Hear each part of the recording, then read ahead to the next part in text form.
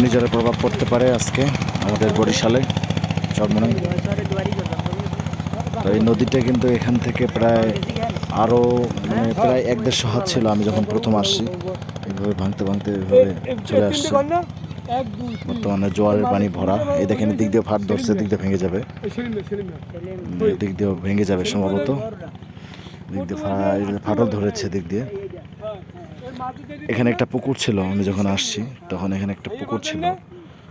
তো আরও ওদিকে আরও অনেক 2টা খাম্বা ছিল, কারেন্টের খুঁটি ছিল, সেগুলো সব ভেঙে নিয়ে গেছে। আপনারা দেখতে পাচ্ছেন জোয়ারের পানি বর্তমানে ভরা।